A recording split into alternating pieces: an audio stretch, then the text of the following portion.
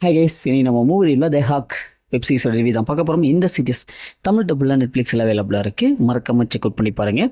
இது ஒரு sports comedy drama மூவியாக வெளியே வந்திருக்கு. இப்போ இந்த சீரிஸோடைய கதையை பார்த்துடலாம். ஒரு காக்கிக்கு சேராமல் இந்த குச்சியை வச்சு தட்டிக்கிட்டு கடைசியாக பார்த்தா ஒரு ஓட்டையில் போய் பந்து விடும். அந்த விளையாட்டு வீராங்கனையாக நம்ம ஹீரோ இருப்பார். இவர் ஒரு காலத்தில் நல்ல பிளேயராக இருந்தாருங்க. சும்மா இளமை காலத்துலலாம் இவர் அடிச்சுக்க ஆளே இல்லை. நம்பர் 1 பிளேயர் அப்படிங்கிற பேர் எடுத்த ஒரு மனுஷன் இன்னைக்கு வயசானதுனால எல்லாம் தோல்வியாக கொண்டாந்து கடைசி இடத்துல போயிட்டாரு. அதுக்கப்புறம் என்ன, எப்படியாவது மறுபடியும் நம்பர் 1 இடத்துல நான் விளையாடுவோண்டா அப்படின்னு சொல்லிட்டு கம்பேக் கொடுக்குறாரு.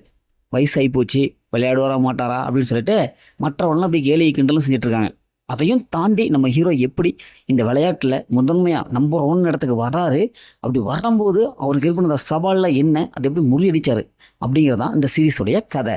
இந்த சீரீஸில் பாசிட்டிவ்னு பார்த்தா இவருடைய கான்ஃபிடென்ட்டுங்க. இந்த வயசுலேயே மனுஷ பயவில் நல்லா அப்படியே பயங்கரமாக குதூகலமாக அப்படியே நடிச்சிருக்காரு. அவருடைய ஆக்டிங் பர்ஃபார்மன்ஸ் நல்லாவே இருக்குது. காமெடி கலந்து ஒரு காமெடியாக நடிச்சிருக்காரு. இவருடைய கேரக்டர் நல்லா காமெடி எழுதியிருக்காங்க.